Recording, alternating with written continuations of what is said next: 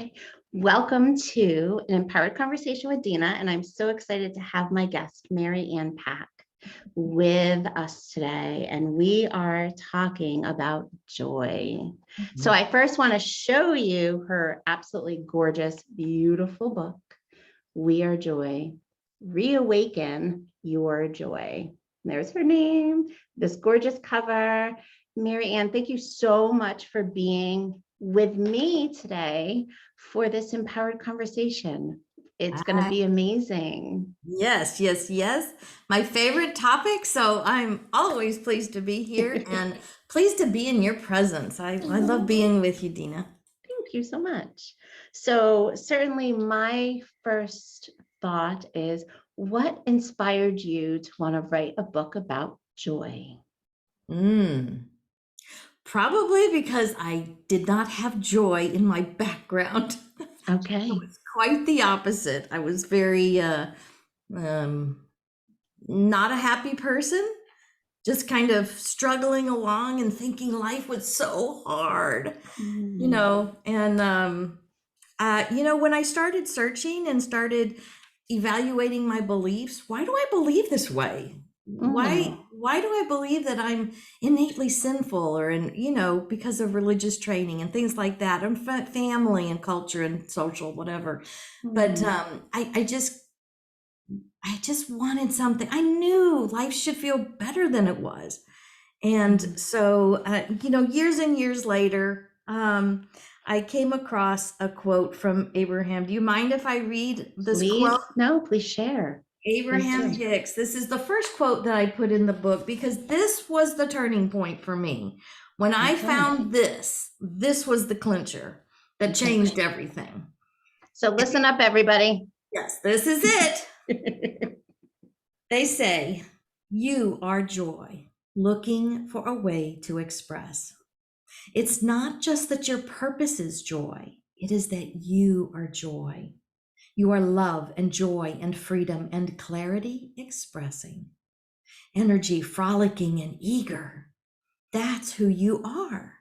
And so if you're always reaching for alignment with that, you're always on your path, and your path will take you into all kinds of places. You are pure positive energy that translates into the human emotion of joy. Isn't that tremendous? It's simply beautiful. It is. And I feel this warm energy in my body just from you saying that. And I really feel like that quote will resonate for so many people. Yes. Who feel I'm not good enough. Yes. I'm not worthy of, I'm not deserving of, because that quote just said, you are here, you are. You're deserving of joy, you're deserving of happiness, you're deserving of a life that you feel you don't have to struggle so much with. Absolutely. That was really beautiful. Thank you for sharing. And I love that you incorporated that in your book. I feel like I'm a little tearful.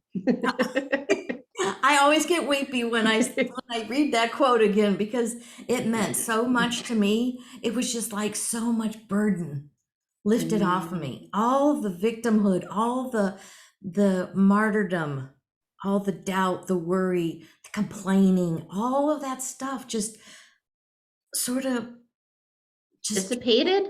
Yes, it just dissipated when I took on that I am joy embodied. This says I'm joy embodied. It's who I am on the inside.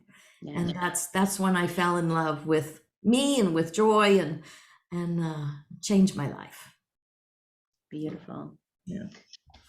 And I think let's definitely, I mean, this is such perfect timing for us to be together in this month, because May is Mental Health Awareness Month. Yes. And the focus is, like you said, about health, our mental health, our emotional health, our physical health. And I can just share with you is so many people through the years that I've connected with through counseling and coaching, and especially women, struggle really struggle with the feeling of not being happy, wanting to be happy, and struggling to find joy in their lives. Yes. I've actually recommended this book to clients. Yes, yes, yes. Yes, And I looked up joy one time, just Googled it, just Google.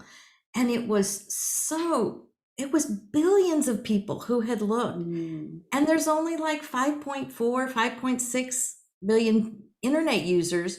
So it was, I don't know, I'm about 2 billion or so just on Google alone, just the word joy. And I thought, how many people are searching? Because they're not just looking it up once. right, These people are looking it up over and over and over because they're searching. right, Their soul is calling them, their inner being is calling them to be who they are, right. that joy embodied. And it's aligning the mind body with the spirit, into our wholeness. And that's when we, really can live in that joy. Right. Yes. And it's like your book and like that quote says, it's about really starting to tap into who we truly are, not the messages we've heard, not the what's depicted in social media of what it should be, and not experiences that have been unpleasant that we take on and take ownership of and believe that they represent who we are. But it is about tapping back into truly who we are. And that is the most beautiful essence of us. And I feel like, I mention to people all the time is think about when you were a child. What brought you happiness and what brought you joy? And that usually is a question that people go, either I don't know, I don't remember, or it starts that wheels turning of, well, I always enjoyed this, or I liked to do that. So what is your thoughts on it in your, kind of exploring joy? What is your thought about that inner child component? Oh, absolutely. I've had to sit down with my pen and paper, my journal, and write out some of those lists because it took me a while because I'm not used to thinking about what brings me joy. And that started shifting as I started writing some of those childhood memories down of what brought me joy, being outside and collecting my rocks and looking at shells and whatever it happened to be, just those things that did bring me joy. Drawing, doing art projects, so it's sometimes hard to recall those things, and you have to allow yourself some time. Give yourself grace. It may not come all at once, but you may be able to add to the list as you go along because you're going to focus on what does bring me joy. Right. And when you look that way, your brain will start rewiring to look for more things that are joyful. What brings me joy is music and singing and dancing and being with friends and family. Like those are things that really bring me joy that I love to bring into my day. And one thing I love about your book is you created integrative exercises with every chapter. Yes. I know in wanting to write this series, the We Are Joy book series, I knew that we don't need any more knowledge. We need wisdom. So to get wisdom, we have to integrate the knowledge that we have to create the wisdom that transforms our lives. So I wanted to make sure that every time there's a chapter in one of our books, that they always are followed by integrative processes or suggestions to get up and dance or be creative or write this in your journal or how did this make you feel, and just start being aware of where you are on your joy journey. That's right. Yeah. And I wanted to highlight 3 chapters that just really resonated for me, that I thought would resonate for many also, as I'm sure all of the chapters will. but we don't have time to do everything. So I highlighted 3. And the first one was chapter 5. And it was people pleasing is not sustainable. That's for sure. And I loved a quote that was written in the book. And it says, stop trying to please others at the risk of emotional, mental, and physical exhaustion. Mm-hmm. And I see this with young people in middle school all the way through adulthood, is this desire to be seen a certain way. A worry, constant worry and anxiety starts to build about what are others thinking of me? Am I doing what pleases them? Am I doing what makes them happy? And that does create emotional, mental, and physical exhaustion and anxiety and depression. So again, this book is so beautifully tied with Mental Health Awareness Month. Yes. And how we need to start bringing more joy back into our lives. And that means focusing more on what aligns for us as individuals. What is true for us? How do we want to present to the world? Not how the world expects us to look. Right. So I'd love for you to share anything, any thoughts about your chapter of people pleasing is not sustainable. Yeah, I think, we get so caught up in people pleasing because, in subtle and not so subtle ways, we're kind of trained that way from babyhood up. You do this, you perform this way, you be this way, and I'll give you love. Yeah. I'll show you attention, which we all crave attention. We crave that. So then we start learning to look outside of ourselves for validation and for that love, instead of understanding, wait, it's inside me first. And then I don't need to people please so hard. I can give to others and share with others and do for others because it's an overflow of my joy that I already know and feel. So is the difference. We want to be in service and we want to help others, but to people please is so detrimental. Yes. And not only that, you have to think when you do something for someone else, because you may also have an attitude that I have to fix them. I have to help them over this hump to please them so that they'll feel better. And so we're actually disempowering that person because we're saying, I have to do for you what I see that you can't do for yourself. I have to make you feel better. I have to take responsibility for your happiness when it's always an inside job. And we take our own power away. Yes, absolutely. When we minimize ourselves, when we we make ourselves smaller because we're trying to please someone else or a group of people or trying to fit in. Absolutely. And so a couple of things that you highlighted that are some good, integrative exercise ideas is setting boundaries. And that is definitely so important in everybody's life, is to know what boundaries you want to set, the reason for setting them, and are they ones that you are going to maintain? And if so, how, right? Yeah, I have to have that plan. We want to set boundaries that we feel that we can follow through with. Right. Or at least do one step that's a little bit different because we're working on the boundary, right? It doesn't always go perfectly in line. And I always tell people, when you are the one starting to set boundaries, other people are not going to be happy about it. Oh, no. So you also have to be aware of that and to know that may come up, in most cases.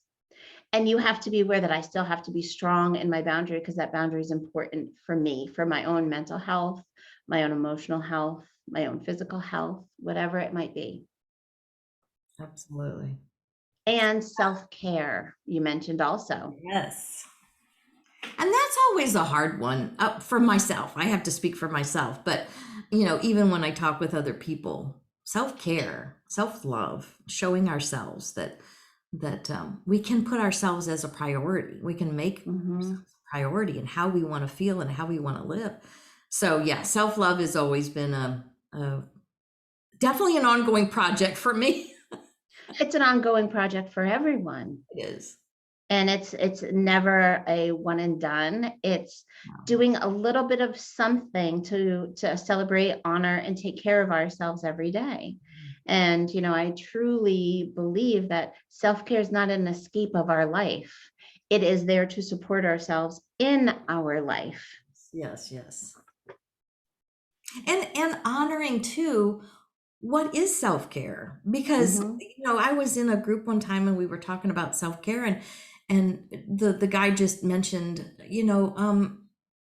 even like setting aside your meditation time or getting up and drink a water or whatever it is, these simple things. And I started realizing, oh my goodness, I actually do more self-care than I was giving myself credit for, because I set aside my meditation time. I go outside in the morning and watch the day break, and watch the sunrise. And because I love early mornings. So these are all things that feed my soul, that just, oh, I got chill bumps down my legs because just talking about how caring and loving that is for myself, that I didn't acknowledge.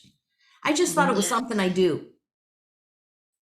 And that's a beautiful point, because another piece of self-care too that people may not even think twice about is when they take care of themselves with healthy eating, when they take their medication that they need to take every day. Right. That also is self-care, because when we're not doing it, we're harming ourselves in some way. Absolutely. So even those basic things that we just take for granted of, oh, I need to take this pill for my blood pressure, or, oh, I've got to take this for my diabetes, or whatever it is, that is a piece of self-care. It is. So, I mean, absolutely, self-care ranges across the board. And again, self-care can be anything, like you said, that fuels and feeds your soul, Absolutely. that makes you feel grounded and centered and just feel good and happy. Absolutely. Absolutely. Another chapter that I wanted to highlight was chapter 7, and it was Thieves of Joy, because I think that's such an important piece to kind of highlight. And I just wanted to read off some of those thieves of joy, things that steal our joy. The first thing you mentioned was complaining, comparing, judging, believing the lies of other people and organizations, resentment, feeling unworthy, competing against others, people pleasing, not speaking your truth, and believing everything you think. So tell me a little bit about that. The Thieves of Joy. Oh yeah. When I wrote this particular chapter, I was thinking about, what would steal my joy? And I know immediately the first thing on my list is complaining. It doesn't matter what I'm complaining about. Complaining, the energy of complaining is complaining. And it just attracts more things to complain about, so because years ago I was the queen of complaining. I could complain with the best of them and out complain anybody. So for me, that was, I mean, if I see my joy waning a little bit, I have to stop and think, what was I just thinking? Oh, I just complained about this particular thing. It stole my joy. Like that. So, that's why it happened to get first ranking Yes. on this list. And you brought up with something that's just so important, is that we start to become self-aware. Yes. We start to become aware that if we're we're noticing our feeling inside of our body, right? And we're noticing that there was a shift. And it's so important to get aware of, okay, what's going on or what just happened. Right.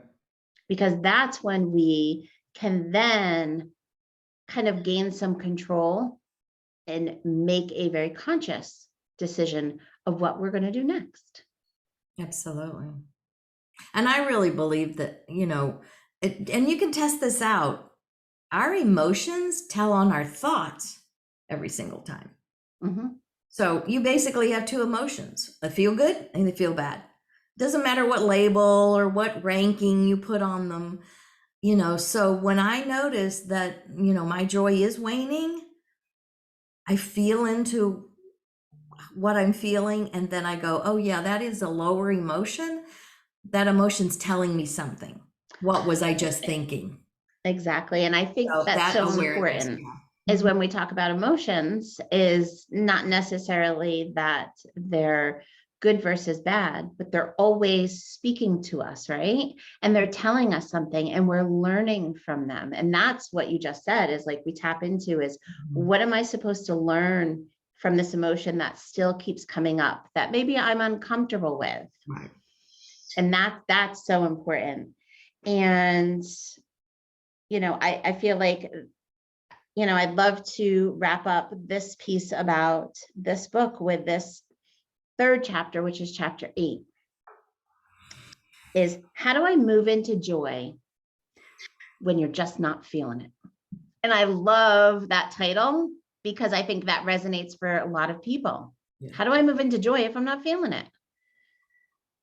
And I'd, love to know your thoughts. And again, I love that you brought up that it is awareness. Mm-hmm. When are we going to start paying attention to us?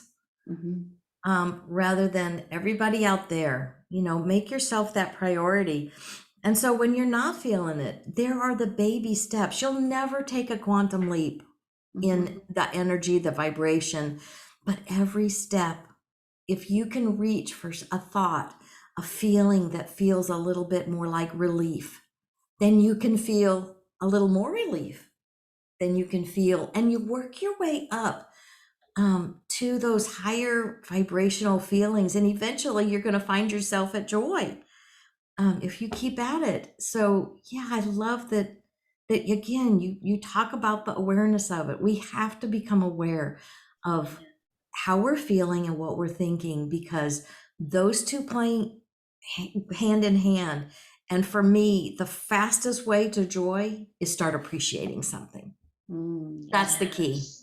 If we can get into a spirit of appreciation, we are going to find our joy so much faster, because that is that high, beautiful, vibrational energy that matches with who we are on the inside.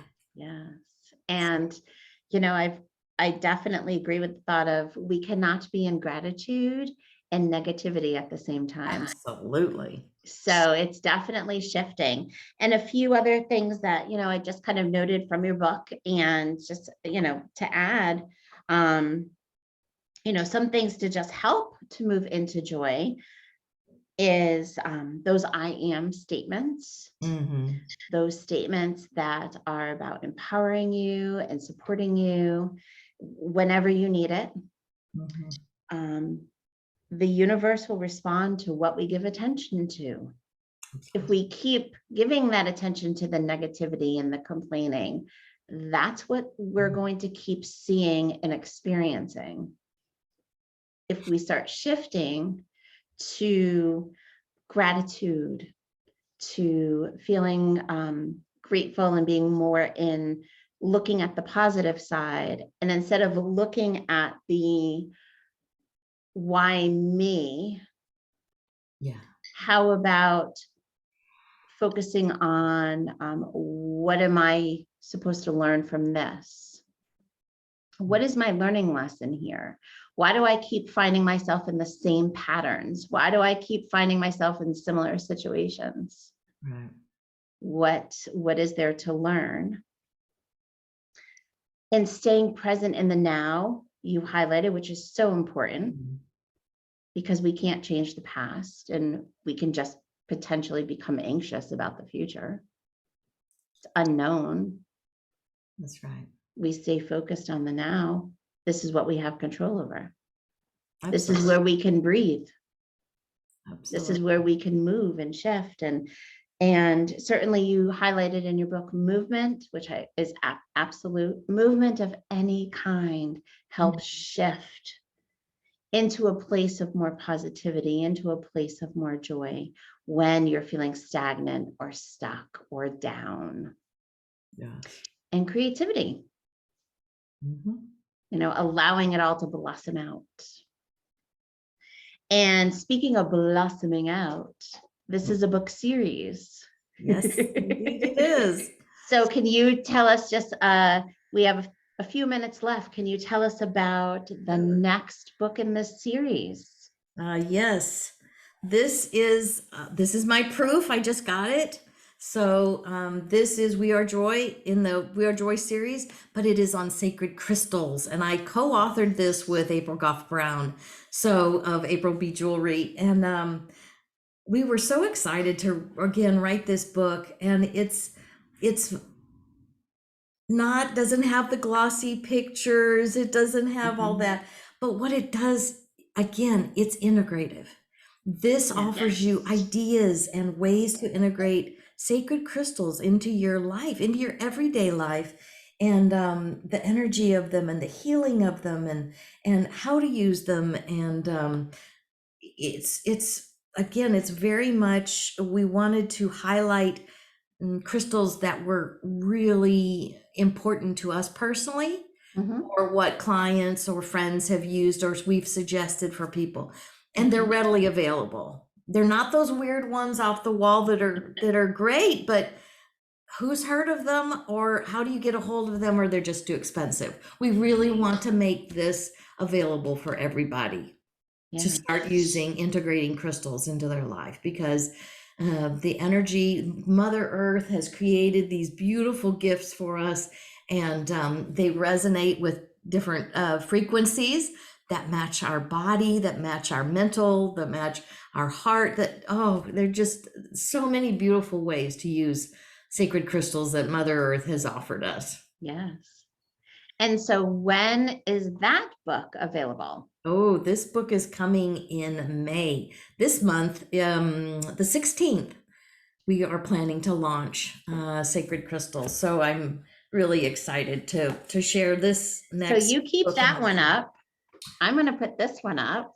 Yeah. And my background is creating a problem. And look how beautiful. Yes. So here's book 1 and book 2 in this gorgeous series There you go. of We Are Joy, Reawaken Your Joy. Yes. And then this one is We Are Joy, Sacred Crystals. Wonderful. Well, this has been such a pleasure. I loved having this conversation, and it tied again so beautifully with mental health awareness. Absolutely. And what a wonderful book that you put out to the world. Thank you so much. I appreciate you, Dena. Thank you, everyone. I appreciate all this beautiful energy. And remember, if you're listening to a replay, energy knows no bounds. We get to enjoy this. We get to enjoy this energy anytime. Anytime we can tap into it. So thank you, Dena. I appreciate you. You are so welcome. And I appreciate you. And certainly we wish all the best to all of our listeners. Yes. And certainly, the best health and happiness and joy. Thank you. And